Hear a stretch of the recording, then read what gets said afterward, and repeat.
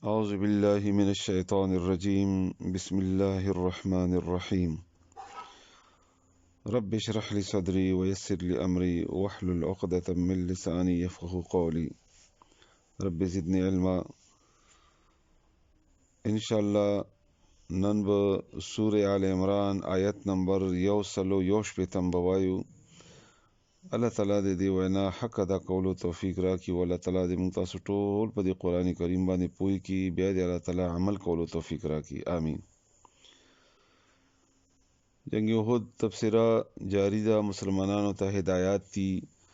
او احکامات دي، تربیت ته د مسلمانانو. دیو جنا یو آیت او یو لفظ ډیر زیات توجه سره او ډیر زیات دلچسپي سره تاسو اوریدلو او پویدلو کوشش کوئ او بیا په عمل کولو هم کوشش کوئ. الله تعالی دې موږ تاسو ته عمل توفیق راکړي. الله دې موږ تاسو ګناهونه معاف کړي. آمین. ورستنی آیتونو کې الله تعالی فرمایل رسول الله صلی الله علیه وسلم ته چې دا صحابه کرام معاف کا او مشوره کا ور سره، او که الله تاسو سره مدد ونه کړي نو څوک ته چې مدد وکړي او الله باندې ځان وسپارئ. اوس الله فرمایي چې وما کان او نه ده مناسب، دا ممکنه هی نه ده، دا سره کې دی نشي لنبی یو پیغمبر د پاره ان یغل چې خیانت وکړي. غل عربی کې مشترک مال نه شی اغستو ته وایي، نو غلې ته هم ویل شي او پزړه کې کدورت ته هم ویل شي چې چا پزړه کې مثلا یو سړی کې نه معافي وکړل او بیا پزړه کې داغه د پاره سختواله پاتې شي. او عامه معنا ظاهره معنا چې کومه ده دا د مال غنیمت وغیرہ یا د مسلمانانو شریک مال نه بغیر اجازت نه شی اغستل دي. ومن یغلل او څوک چې خیانت وکي، غلا وکي یا غنیمت یا د مشترک مال نه څه شی واخلي، یاتی راضی باغه بما اغشی سره غلا چې هغه پټ کړی راب شي ده اغشی سره ان راب وړي اغشی چې کمی پټ کړی وي یوم القیامت د قیامت په ورځ، ثم بیا بو توفا پورا ورکړل شي کل نفس هر یو کستا ما هغه کسبت چې کړی دي، یعنی کم عمل چې کړی دی داغه پورا بدل او سزا به ورکړل شي. وهم او دوی سره به ان په دوی به لا یظلمون ظلم بنه کیږي، پورا بدل به ورکول شي. د دې شان نزول کې هم سواقی دي او دا ډېر گہر آیت او هدایت دی. اصل کې دینه هدایت اغستل ضروری دي مسلمانانو لپاره، پویدل پکار دی په دې باندې. یو دا ده چې عبد الله ابن عباس رضی الله تعالی عنهما د جنگ بدر کې یو صادر ورک شو، نو عبد الله ابن عباس رضی الله عنه فرمایي چې دا د هغه باره کې دی چې هغه چادر باره کې بعض خلکو ویلي چې دا رسول الله صلی الله علیه وسلم ځان ته خودای. نو الله تعالی فرمایل چې یو پیغمبر داسې نشي کېدی چې هغه ځان ته شی کیدی او غلاو کی او خیانت وکي. دا تاسو څنګه خیال کوئ دا غواره کې رسول الله صلی الله علیه وسلم بارک.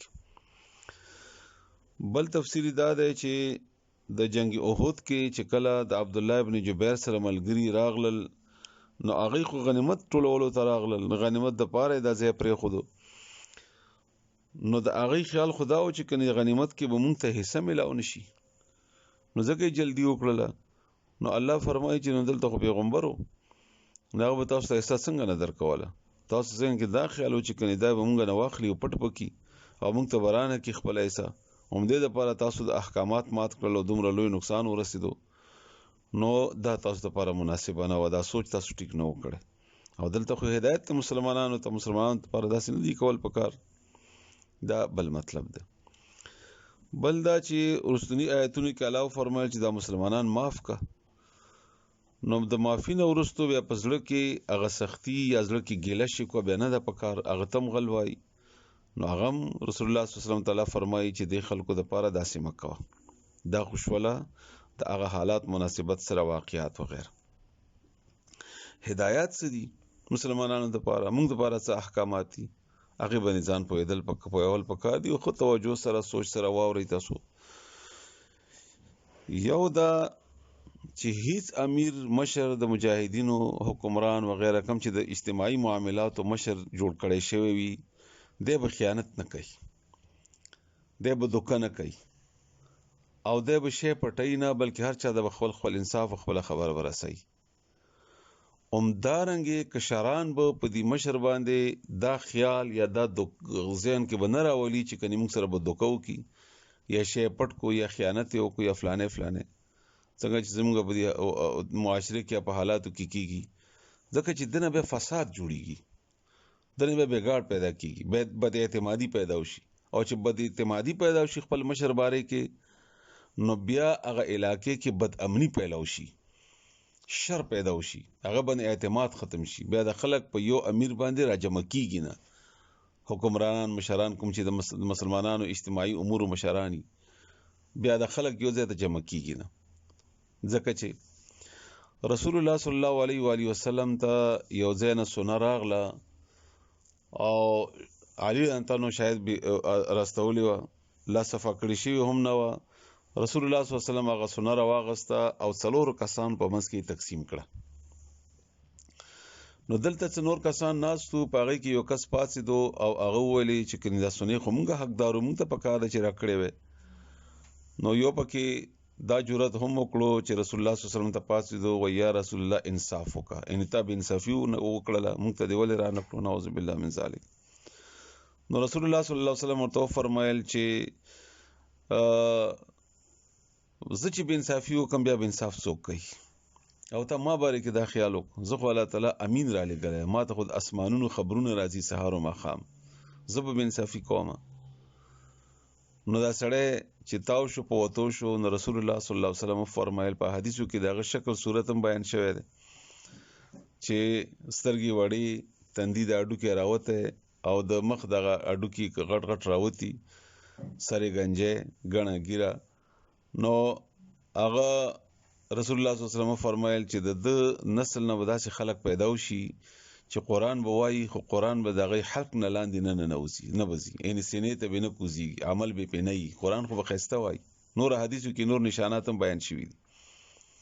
نو خالد بن ولید تانو وفرمایل چې سرې ووهم یا رسول الله، وایي نه، د اولاد نه به داسې خلک پیدا کیږي، او که زه هغه وخت کې ژوندی هم رسول الله صلی الله علیه وسلم فرمایي زه به دوی سره د عادیانو سمودیانو په شانتې کار کوم، یعنې جنګ به کوم، دا به قتل کوم، ځکه دا فسادیان دي، دا په خپلو امراو باره کې غلط خیال، بیا الزامات او بیا فتوی پې ولګوي او بیا هغې دپاره جنګ جګړې، څنګه چې خوارج بیا پیدا شي د سړي نه، او دغه خوارج همیشه دپاره د جهاد په نتیجې کې پیدا کیږي او بیا په ځمکه کې فسادونه جوړوي، بدامني پیدا کوي او جنگ و جګړې او فلانې دا وروسته زموږ تاریخ هم په دې باندې ګواه دی، هغه جوړ شي بیا. نو دا د امن د عبادت دپاره د الله تعالی د احکاماتو د نفاذ دپاره ډېر ضروري خبره ده چې دا د امن، او په خپلو مشرانو باره کې داسې سوچ او خیال کول، اگر که څه خبره تاسو داسې لیدلي هم وي، خو هغې باوجود به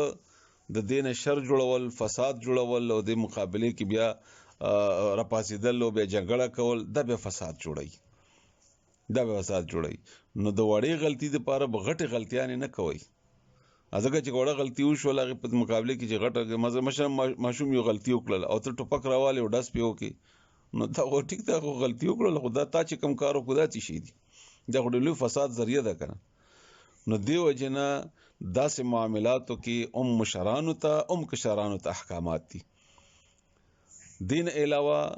د غنیمت یا د مسلمانانو مشترکه مال نه شی اخیستل، الله فرمایي دا به قیامت کې راځي او هغه به ورنه به تاوي ده. لکه مثلا یو واقعه و، رسول الله صلی الله علیه وسلم ته یو چا یو غلام ورکو، نو لارې کې روانو چې رسول الله صلی الله علیه وسلم خدمت یې کو، یو غشی راغی تیر او د ولګېده او مړ شو. نو خلکو وویلې چې جنت ته مبارک شي، شهید شو. رسول الله صلی الله علیه وسلم ورته وفرمایل چې نه، د یو کمبله پټه کړې وه او هغه د غنیمت نه او د اور په شانتې هغه دنه ارتاو ده. بیا څه کسانو د څپلۍ هغه تسمې راوړې چې غنیمت کې اخیستې وي، نو رسول الله صلی الله علیه وسلم ورته وفرمایل چې که دا تاسو راوړي نه وی، نو تاسو خپونه به د قیامت په ورځ د اور دغه څه هغه تاوې وي، د تسمو د اور په صورت کې به دا تسمې تاسو نه تاوې وي. نو دا هدایات دي په دې کې. مشر باره کې غنیمت باره کې بیا خاص کر د رسول الله صلی الله علیه وسلم باره کې دغه تاسو آیتونو باندې توجه بیا خپل په غور او تدبر کوي ان شاء الله الله تعالی تاسو نه کولاوي. الله تعالی دې موږ تاسو ته په دې باندې پویا او عمل کولو توفیق راکړي. امانز د کوي وما کان لنبی او ندی مناسب ندی جایز نه د ممکنه هیڅ یو پیغمبر د پاره ان یغل چې خیانت وکي ومن یغلل او څوک چې خیانت کوي یاتی راضی به راوړي به بما هغه شی غل چې خیانت کړي ده هغه شی سره چې پټ کړي ده یوم القیامت په ورځ د قیامت ثم بیا توفا پورا بور کولای شي کل نفس هر یو کس ته ما هغه ان بدل هغه عمل کسبت چې کړي ده بیا به پورا ور کولای شي د اعمال بدلا وهم لا یظلمون او په دوی به ظلم نشي کېده.